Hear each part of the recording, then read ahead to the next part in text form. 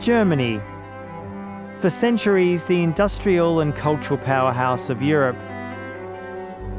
Since the 1990s, it's also been hailed as a beacon of tolerance, free speech, and creative expression.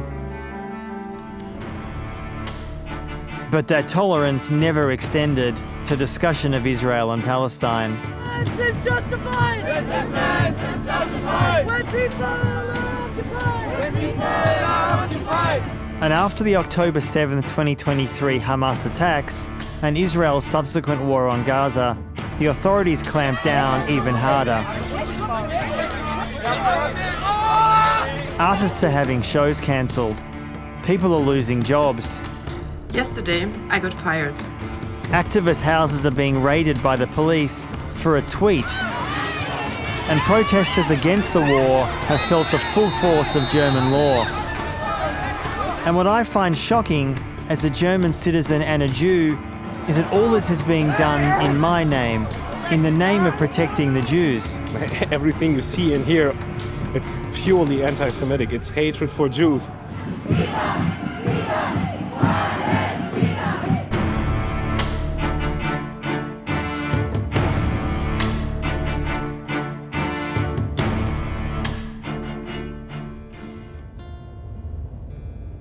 I've come back to Germany, my ancestral home, to investigate why this is being done in the name of Jews. I live in Sydney, Australia, and I'm known as Antony Loewenstein, but if it weren't for the Nazis, I'd probably be living here, in Dresden, and you'd know me as Herr Loewenstein. So this is 21, Schumannstrasse. We're looking for 31. I guess is around somewhere here. This street is where my family's home in Dresden before World War II was based. My great-grandparents, Paul and Johanna Loewenstein, were part of Dresden's thriving Jewish community. They ran the family tailoring business, specialising in silk ribbons. There was a large Jewish community in Dresden back in the day, knowing what it used to be. That's the moving part about it. We collect here to lay the stumble stones for the Loewenstein great-grandparents of Antony. Germany has been praised for coming to terms with its role in the Holocaust. Ceremonies like this help the country remember, and the phrase "never again" is a national slogan. Johanna and Paul Loewenstein were deported from the old Leipzig train station to Auschwitz and murdered immediately upon arrival. On the same day they lost their life, their grandson Jeffrey was born in Australia.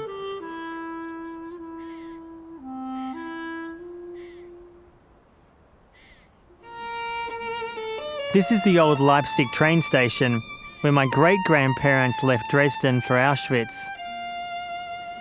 This station during the World War II was used as a key place to send Jews to their death. In all, 6 million European Jews were murdered by the Nazis in a mechanised industrial genocide. They also killed over 5 million others, including Soviet prisoners, political opponents, Roma, homosexuals, and disabled people. I'm glad that some in Germany want to remember that. However, the lessons that too many in Germany are taking from that history is the wrong history. It is a belief that if you support the memory of people like my family who were killed, that gives you the right and, in their view, responsibility to support crimes elsewhere, namely in Palestine. So Germany is a massive backer of Israel, and I want to be in Germany to understand how this hypocrisy and contradiction works in reality. This is the second largest supplier of weapons to Israel after the US. In Berlin, the centre of German politics, this relationship is a subject of hot debate. This really shows the more contested space. So you have someone who's written "Islam kills" The other side here also has F Hamas, but also below that is F the IDF. This is just in one doorway. سوف نبقى هنا كي يزول الألم سوف نحيا هنا سوف يحل النغم. The sentiments are reversed across town in Neukölln.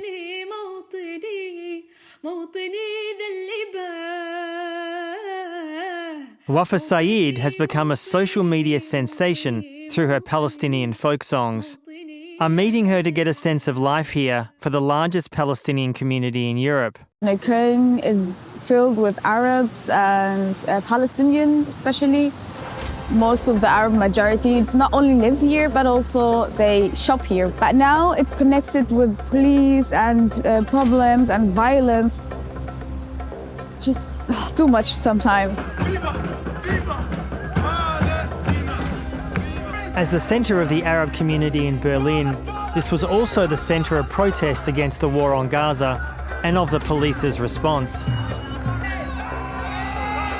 You would be rethinking coming with a kufiya to this street because you just be grabbed from the police. They follow the people who are demonstrating towards this street specifically, and they follow them into the restaurants and they arrest them. Caution, this is a crazy street. This says like Free Palestine and this is Glory to Resistance. It's everywhere. Everywhere. We're walking towards a Zam restaurant, very local, very humble breakfast place. And I can see it, the Palestinian And the flags. Palestinian flags. Yeah. Wafa arrived 10 years ago from Gaza and completed secondary school in Germany. Have you experienced more racism or Islamophobia since October 7 here in Germany? It has started since the day I entered the school. One time, my favorite history teacher, we were talking about World War II. I said, well, we're as Palestinian, we're not against Jewish, for sure, we're against Zionists. And she's like, oh, Zionists? You're not allowed to say that word. And everyone was like, Zionist means that they want to kill and take everything in this planet. And still now, many people don't believe and accept and understand that what is going on in Palestine and in Gaza is that bad, because they acknowledge the misery or like what happened to the Jews people. And for me to come and say, yeah, also the Palestinians are also suffering, they don't accept that. So how does this refusal to recognise what's happening in Palestine shape how Germany deals with criticism of Israel's war? Sustainability expert Salah also helps organise protests against Israel's war, which attracts the attention of the authorities and of the right-wing German media. It began with a post he made about the war back in 2023. If you walk through the streets of Berlin, you will see Israeli flags on every governmental building. I felt underrepresented, misrepresented. I felt the need to ask people to write letters to the mayor, to ask him why there's only an Israeli flag, why there's not also a Palestinian flag. It was a very simple post saying, this is the email address that you as a Berlin citizen can write to. And then what happened the next day? The next morning, I found myself with 3 officers wearing their guns at my front door. And they said, well, you made a post where you asked people to write a letter to the mayor's office. And I said to them, this is what I'm free to do as a citizen of this country. And they confirmed, yeah, you haven't broken any laws. They told me that their bosses sent them to come to my home and to tell me very explicitly that they are watching me. How many times have the police visited your house? The police showed up 4 times at my home. One of the visits was actually a raid at like 5:30 a.m. 8 officers broke into my door. They pushed me to the wall. They went through my personal belongings. They immediately seized my phone. And ever since, I have not seen my belongings again. That's been over a year. What impact has that had on you personally? I definitely don't feel safe in Germany anymore. I feel surveilled. I feel repressed. Especially since October 7th, Germany is using its whole repertoire to crack down on the pro-Palestinian movement.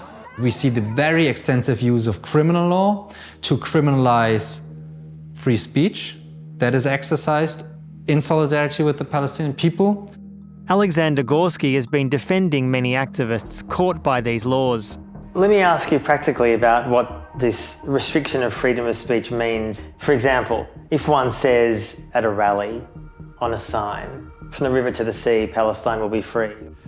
Germany is criminalizing this slogan based on the assumption that it was made its own by Hamas as an organization. And if you use that slogan, you're using the slogan of a terrorist organization, which under section 86A of the German Criminal Code is a punishable offense, which is obviously ridiculous. This slogan does not belong to Hamas, it does not belong to anyone. It's used by Israeli human rights organizations, it's used by the international solidarity movement, but also it's used by Zionist organizations and by the Israeli far right. So what does that mean practically? If you use that slogan in public in Germany, you will be charged with the crime of using the slogan of a terrorist organization.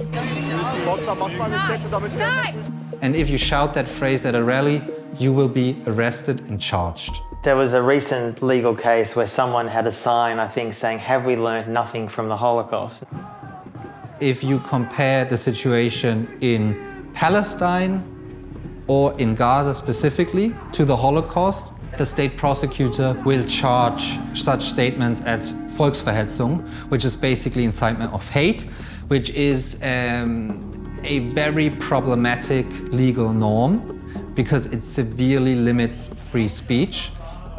Obviously, the German state does not recognize the genocide in Gaza as such, and therefore they say if you compare that situation with the Holocaust, you're downplaying the Holocaust.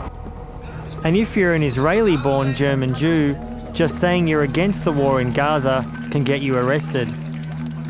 Amazing sign. Yeah, it got me into trouble because of this red triangle in the Star of David. Iris Hefetz and Udi Raz are board members of the activist group Jewish Voice for a Just Peace in the Middle East.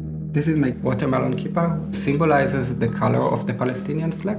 If you want to believe the popular German media, there is nothing more dangerous for Jews than standing in solidarity with Palestinians. Iris has been arrested 5 times for holding signs against the war. A sign saying as an Israeli and a Jew, stop the genocide in Gaza.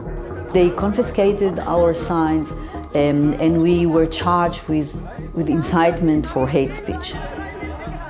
I thought, it's going to be great if it's going to be in court. I want to see the German judge who's telling me as an Israeli and a Jew that I'm not allowed to say stop the genocide in Gaza. When they organised a conference about Palestine, they were demonised in the media and hounded by police. The bank account of Jüdische Stimme was frozen by the Berliner Sparkasse. This is a bank that is state-owned. As the Congress started, as the first speaker started to speak, the Berliner police decided to storm the venue. Systematically destroyed hospitals, clinics, apartment buildings. For all people in the live stream, the police is standing right in front of us. They turned off the electricity and blocked the exit. They're even trying to take away this microphone. They said, well, these are Islamist organizations and we're not going to let them speak here. Of course, protecting the Jews and all this nonsense. This is something that I shot in an old apartheid studio in Johannesburg. That one there? That one there. This is from a theatre production I did in New York. Candice Breitz is South African-born of Jewish descent, whose show about South African sex workers was cancelled after 3 years' development with a German museum. What had happened was at a protest which was Jewish-led and organised. We are German Jews, we are Israeli Jews, South African Jews, Turkish Jews, American Jews, British Jews. Calling for the release of hostages and an end to the war. This was taken to be far too critical of Israel. The museum said they would not exhibit anyone who does not clearly position themselves against Hamas's terror. The fact that Candice had condemned the Hamas attack on October 7th was ignored. I had been deemed unfit for a German public institution. How all this has affected you personally? You're an artist, you live in Berlin, you're Jewish, you're outspoken. Prior to the 7th of October, I was a very busy artist in this country, and I was exhibiting in public institutions in one way or another 12 to 15 times a year. I haven't worked in Germany since the 7th of October. Well over 200 cultural events, academic conferences, concerts, exhibitions and poetry readings have been cancelled since November 2023 due to participants' views on Israeli policy. There is a vetting of anybody who receives an invitation to a German public institution, Googling the name of the person plus BDS, the name of the person plus Palestine, the name of the person plus Hamas, which of course means needing to purge a huge number of people from the German cultural conversation.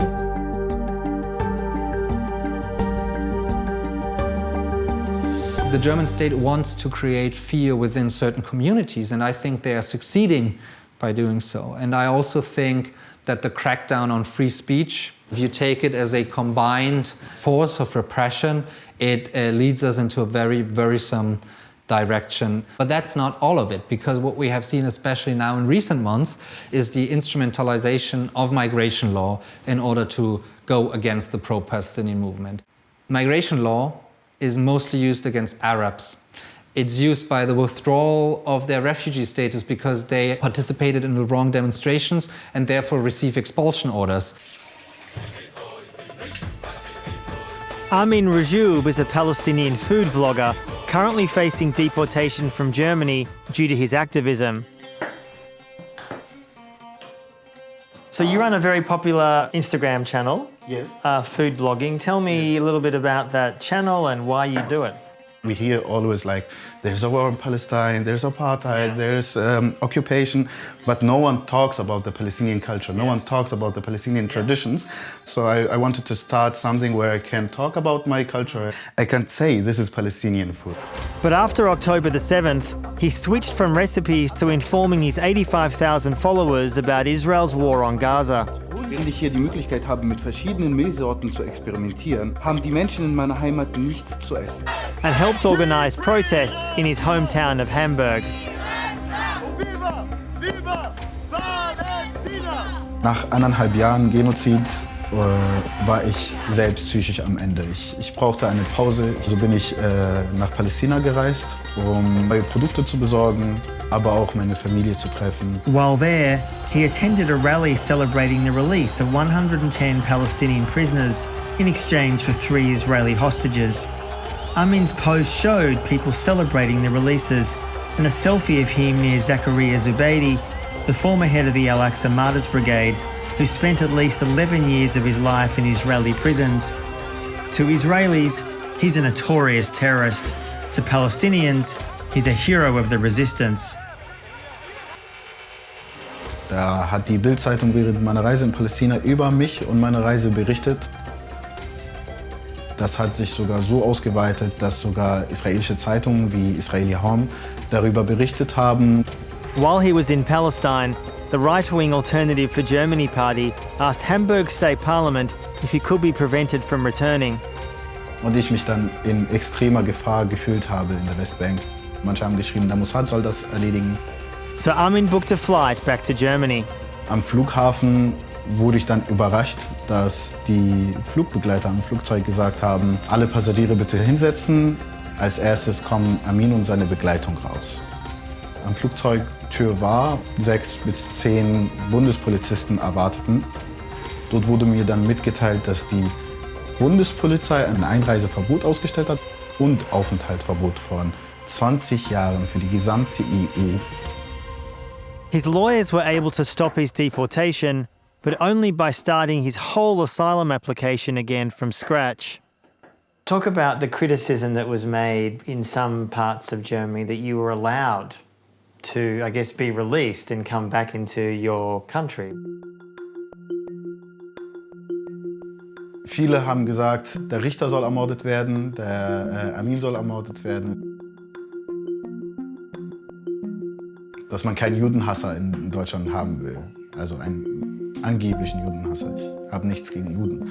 Ich kann derzeit nicht mehr reisen. Ich bin kein freier Mensch.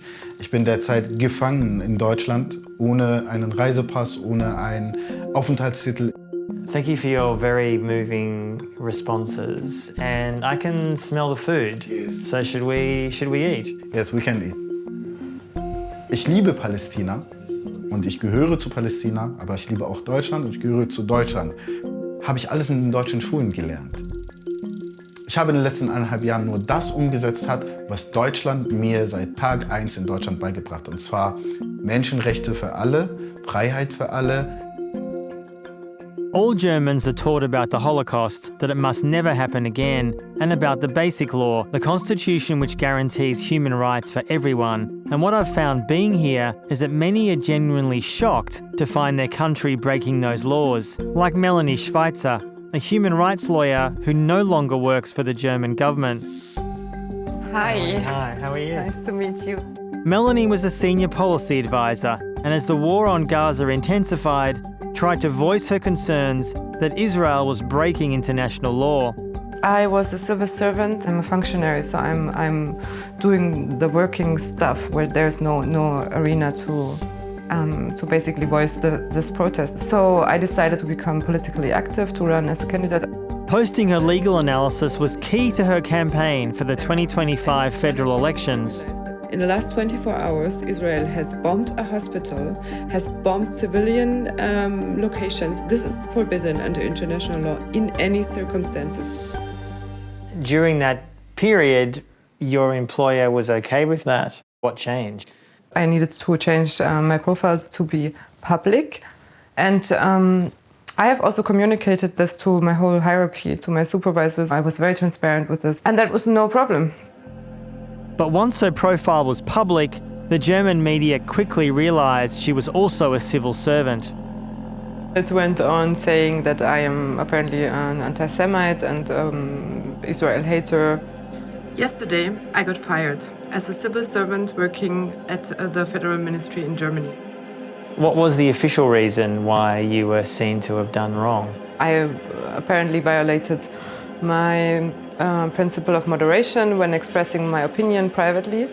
The only thing that I was asking for is Germany upholding its, in my opinion, legal responsibility. It's calling for an end to the killing and maiming of people and of children. And how this is controversial is I cannot get my head around this until today. The German media celebrated her sacking, as did many on social media. My life over the last 2 years has profoundly changed. I never understood how this was possible, how Germans could persecute Jewish people and so many others. I felt such a deep shame about it.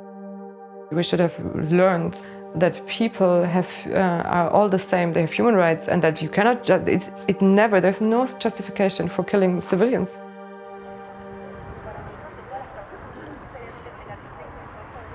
The Holocaust Memorial in Berlin represents Germany's acceptance of responsibility for the genocide of 6 million Jews in the Second World War. It's the physical manifestation of the guilt people of Melanie's generation grew up with. But this acceptance of responsibility came surprisingly late, according to philosopher Susan Neiman. Germany had lost the war and a third of their territory, and their cities were bombed and in ruins, and 7 million people were dead. So they, like most people, focused on their own troubles. It took most Germans a good 40 years to turn their self-image as being the greatest victims of the war to being the greatest perpetrators. And this memorial was completed 20 years later, in 2005.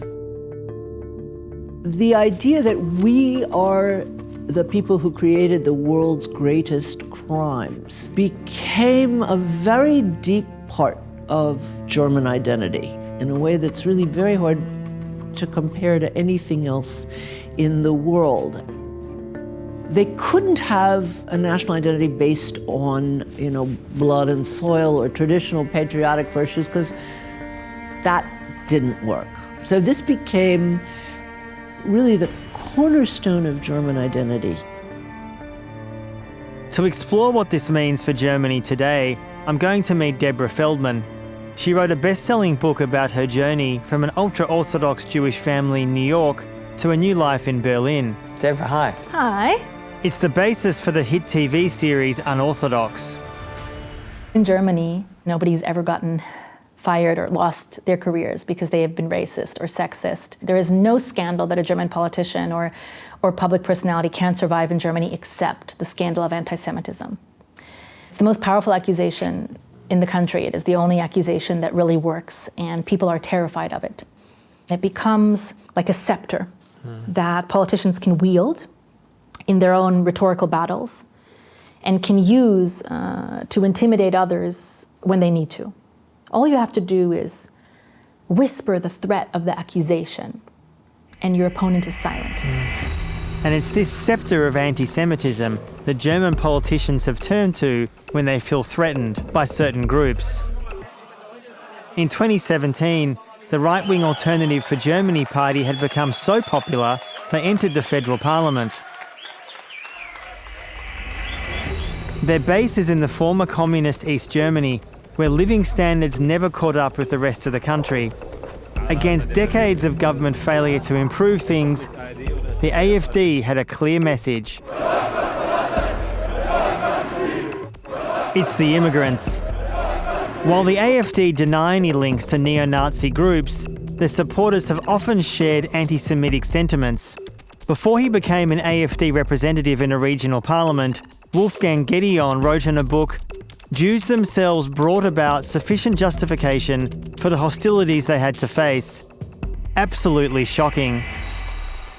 But while the German establishment were terrified of the AfD's popularity, they still didn't use their ultimate scepter. What Deborah Feldman called the unsurvivable charge of anti-Semitism was instead wielded against a very different group. In 2017, there were protests right here when Trump was moving the US embassy to Jerusalem. The German media reported that thousands of people were saying death to the Jews. The fact is, none of this is true. But that didn't matter. And in 2018, the first federal anti-Semitism commissioner was created to rule on what was, and was not, anti-Semitism, with the support of the AfD. There are now anti-Semitism commissioners throughout government and civil society in Germany. I'm meeting the commissioner for the Berlin Jewish community. Good to meet you. At the moment, according to the polls, the AfD is the most popular opposition party. Most of the crime statistics in Germany still show that the far right is committing most of the anti-Semitic crimes. What does that tell you about the kind of incidents that you as a Jew and a Jewish community are dealing with? I fear the far right because I know that they are against Jews in any way. At the same time, statistics are not accurate. Direct attack on Jewish life are happening much more from the far left, from Muslims. Extreme left activists, they are not only arguing in an anti-Semitic way, but they make the parts of this town as a no-go area. Part of the migrants who came from Lebanon or from Palestine and who claim, together with the far left, to chase Jews in the town. One of those supposed no-go areas is Neukölln, which I visited, and I didn't feel threatened at all. Let me ask you, there are a number of comments, statements, phrases that I want to ask you whether you think are anti-Semitic. If someone in Germany says, "Hail Hitler," is that anti-Semitic?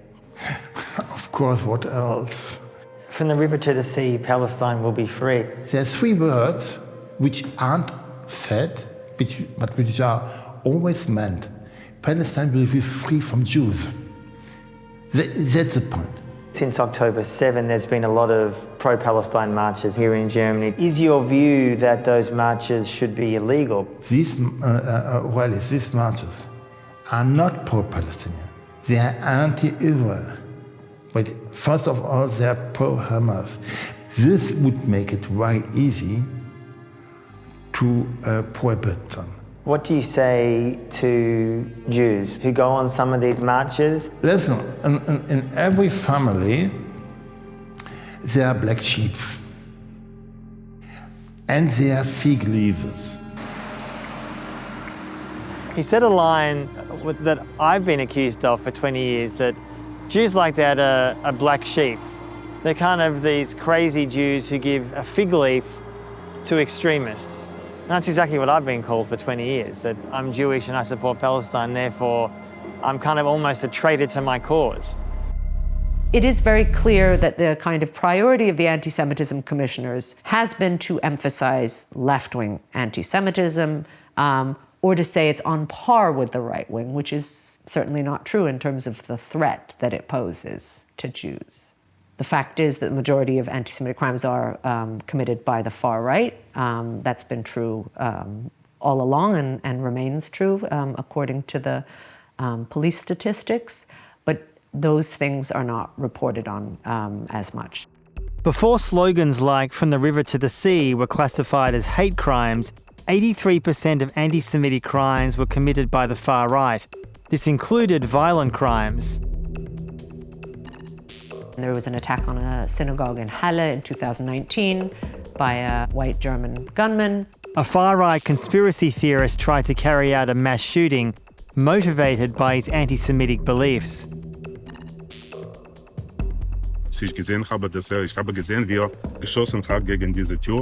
The door held, and he went to a restaurant nearby and killed 2 people. Despite the anti-Semitic violence from the right wing, they have ceased to be the story. The far right will be treated as being racist, but not as being anti-Semitic as much. These things have been kind of decoupled in the public conversation. Talk a little bit about the AFD's publicly expressed love for Israel. What is going on there? The AfD understood that being pro-Israel would make it possible to maintain being openly racist, certainly, and so the AfD has been very successful in doing that. How is it possible to use support for one minority to mask discrimination against many others? I want to hear for myself how the AfD pulls it off, so we're heading to their stronghold in the former East Berlin. We asked the AfD in 2 cities, actually, if we could speak to a representative, and the AfD in Berlin recommended Vadim. Has run as a candidate with the AfD. He now works for a far-right newspaper. Explain why you think so many Germans, young and old, seem to be attracted to the AfD's message. The AfD attracts the people because they're addressing the problems which the country has. It is the migration right now. There's a kind of injustice when they see how the migrants get treated over people who live longer here and pay the taxes. I wanted to ask you who you think are potentially the biggest threats to the Jewish population. Well, you should ask the Jewish people, and they will answer you that it's mostly the Muslim population in Germany who's a threat for them. Right now we have rallies saying from the river to the sea. Probably there are some Germans also, but they're from the left side, not from the right. Yeah, but most of them is the Muslim migration. I find it kind of strange, to be very polite here, that foreigners, let's say, take in their own politics and their agenda and force it on the German society. When I would say that they're just guests here and they should behave as guests. Why do you think the AfD is so strongly supportive of Israel? The Israeli government has to deal with Islamists and the extreme forces of the Islam, in its own country and knows how to deal with them. We are importing the same people with the same mindset into our country, and so it's just common sense to talk and to speak and to work with somebody who shares the same values as you. Vadim's vision for Germany is, I see it as a very dark vision. By equating criticism of Israel to anti-Semitism, the AfD are able to demonise Muslims and immigrants while denying that their position is racist. This is possible because of how Germany has memorialised fascism, says Susan Nyman. The Western narrative is completely centered on the murder of 6 million Jews. Now, I'm not suggesting that that be forgotten. But if you reduce fascism to anti-Semitism, you have a very different picture of the world than if you don't. It took me years till it dawned on me there's a very famous saying of Pastor Martin Niemöller. First they came for the communists, but I was not a communist. And then they came for the socialists, and then they came for the trade workers. And then they came for the Jews last. But Niemöller, when he said that, was also just describing history. First they did come for the communists, and then they did come for the socialists. And if you forget that, which since the end of the Cold War, the West has very much wanted us to forget, it's very easy for a right-wing party to say, well, I'll support the state of Israel 150%, so you can't possibly accuse me of being a neo-Nazi. I fear that Jewish people have become a convenient prop at this moment, and the implication is almost too obvious to spell out, that it is only via the use of anti-democratic and repressive measures that it is possible to safeguard Jewish life in this country. So is all this in my name, in the name of protecting Jews? To find out, I've come to the annual Nakba Day demonstration where Palestinians commemorate the expulsion from their homeland in 1948. The police banned the demo from marching, so the organisers went to court and had that overturned. But things have changed again. The police has appealed this decision and has taken it to a higher court. And the higher court has decided that we are not allowed to march, and it's going to be a stationary protest. And it's been constantly being justified that we pose a threat to society, which is ridiculous because we're standing here against a genocide.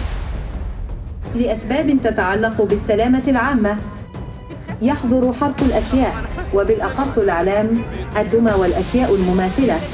At every protest where Palestine is an issue, the police inform the public what is banned or illegal for them to do. يحظر التصريحات التي تنشر إبادة دولة إسرائيل أو سكانها.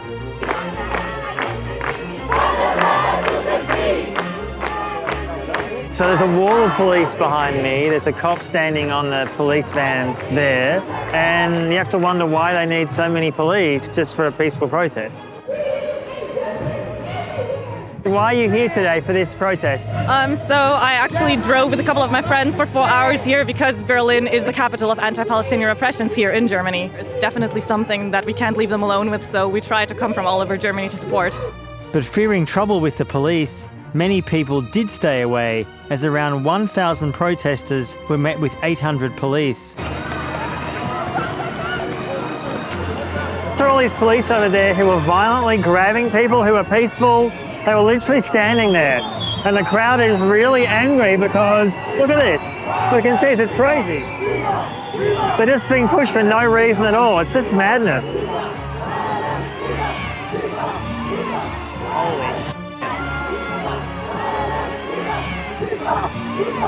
Holy shit.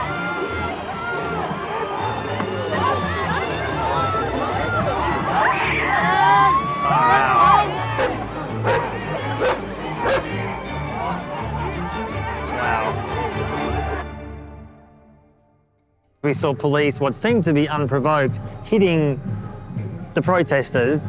Police never attacks violently. It's use of legal force. Go into the crowd and arrest certain people.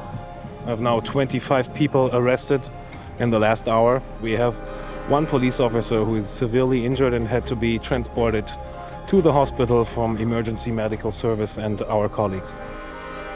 After the protest, the media reported police claims that Officer BE 24111 was dragged into the crowd by protesters, pushed over and attacked. The mayor of Berlin called it a cowardly, brutal act of violence that was attacking our constitutional state. But an analysis by open-source forensic investigators Forensis revealed a different story. The officer entered the crowd to tackle a protester to the ground and was then pinned under other officers as more police crammed into the area. The officer then punched at least 3 protesters, and it was in those attacks that he seemed to injure his hand. I was curious to know how the police justified their behaviour. At these kinds of events, have you seen things that you, as a police, would see as anti-Semitic? Everything you see and hear all afternoon through till the evening today. It's purely anti-Semitic. It's hatred for Jews.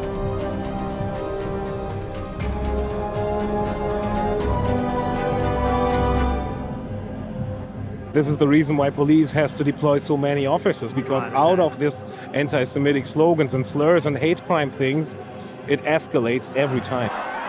Emily Disch-Becker thinks this weaponization of anti-Semitism is facilitating the slide into authoritarianism. It undermines a coherent opposition to authoritarianism. A number of leftists will say, these people are anti-Semitic, or we do have to deport these people. You need liberals to be complicit on the road to fascism. Stop abusing people! Which is exactly what is happening, says Salah. It was not the far right that has banned the kufiyya, or the protests, or the Palestinian flag. It was not the far right that has criminalized me and others. It was very much the centralist parties. All of them came together and said, we have no right to exist here. Aus ihrer Versammlung wurden wiederholt diverse erhebliche Straftaten begangen. Aus diesem Grund löst die Polizei ihre Versammlung jetzt auf. I think people who are now justifying the acts of the Israeli government in Palestine, in Gaza, and also in the West Bank, they would have supported the Nazi regime as well. It's taking parts of my soul away. That I feel I don't belong into this society, and this is not why I studied law. Melanie isn't alone, suggesting a similarity with the lead-up to fascism in the 1930s. Palestinian journalist Abir Kopti says there's an eerie silence from ordinary Germans. There is atmosphere of terror in place in Germany when it comes to conversations around Palestine. We live here for 10 years and we know a lot of Germans. Many of them were avoiding us since the beginning of the genocide, avoiding even checking on us. How do you feel? What's going on in times that you are watching your own people being shredded and starved and bombed? This is submission to me. I strongly feel that this genocide would have not been possible without the silence of the people. And while the silence is being enacted in the name of Jews, Deborah Feldman feels that a genuine anti-Semitism lurks not very far from the surface. I have experienced anti-Semitism. It's mostly from Germans. I've had people stop me on the street. I can see in their faces their rage that I didn't cooperate with their idea of my role as a Jewish person in this country. I didn't come here to make them feel good about themselves, and so they're angry. I remember I went to a panel discussion, and at some point one of the Germans on stage said, Nazis aren't the problem anymore, it's Muslims that are the problem. And I stood up and I said, did you really just say, in a country where 25% is voting for the far right, like where the right wing is like murdering people, actually like attacking synagogues, and you're saying that they're not the problem anymore. And then someone from the audience got up and turned around really loudly and said in German, "We all know who you are." Towards you? Yes. All of a sudden the mask was dropping, that polite, humane face was dropping, and behind the mask there was like the demon. What did you think that meant? It's a threat. I had a man say to me, "It's going to be so much fun," he said to me, "when we can come after you again." Wow. Meaning some Germans are looking forward to kicking you out of the country, or something much darker? People from the AfD party have made clear to me that it is their intent when they are in power to have me arrested and to eventually have me deported. I think it will start with brown people, and I think it will then move on to left-wing Germans and so on. But I think it is inevitable that I am eventually, in that line. This is the Sachsenhausen camp, just an hour from Berlin. This is the infamous Nazi line that was above all death camps, Arbeit macht frei, which is work sets you free. Visiting a concentration camp, similar to one where my own family were murdered, is an intensely emotional experience. At times like this, words fail you. Even though much of the camp's physical history here has been erased, they've preserved the bunkhouse used for Jews. This is the dormitory of where a lot of people slept. The thing that really hits you when you come here is the sense of there's always the risk of death, of torture, of attack, of forced labour, of not getting enough food. This is the kind of stuff that was everywhere in Germany. The Jew is our misfortune. He is the enemy of everything noble and good. Fight against Jewry. Jews unwanted. This really just shows the kind of Nazi-era Jew hatred that was put in the public. And there are clear echoes with what we are seeing today in the press about immigrants and Muslims.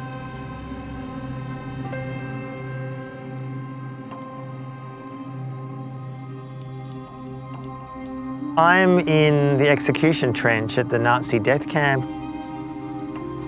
I came to Germany wanting to investigate how Germany and Germans view this history. How is it manifesting itself today? Honestly, what I've seen and heard is that Germany is fundamentally misunderstanding what happened here, that they are transferring their guilt, their justified guilt, onto Palestinians, onto Arabs, onto Muslims, onto those who are not white Germans. As a German and a Jew, any sane person would reject that 110%. The fear I have is that we've seen Germany's moving to a really dark authoritarian future. Free speech is threatened, association is threatened, the far right's in the ascendancy, and that's a pretty dark prospect considering German history.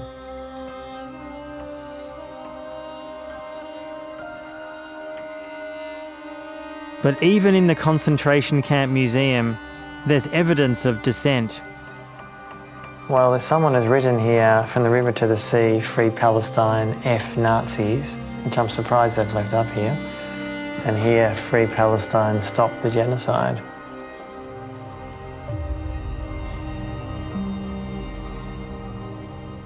But the far right's embrace of Israel is not confined to Germany. By buddying up to ethno-nationalists like Donald Trump in the US, it's nominating you for the Peace Prize, which is well-deserved. And Viktor Orban in Hungary, Netanyahu gains diplomatic cover for Israeli actions in Palestine. In return, they get to launder their discrimination. Israel is the washing machine of right-wing policies today in the world. This is the way that they can identify with a state who is an ethno-state. Meanwhile, the unsurvivable charge of anti-Semitism is used in many countries as the excuse to repress those campaigning against Israel's war on Gaza. In July 2025, the UK government declared Direct Action Group Palestine Action a terror group after they broke into a base and painted planes used in Britain's actions in the Middle East. An MP from the ruling Labor Party said the non-violent group was committing a campaign of anti-Semitic harassment.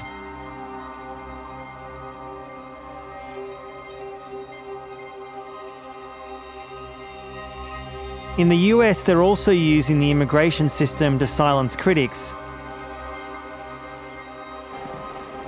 And the US Department of Education is investigating 60 universities for anti-Semitic discrimination and harassment. I'm a student here. Don't fail. Effectively gagging anyone who opposes what legal experts and human rights organisations are calling a genocide in Gaza.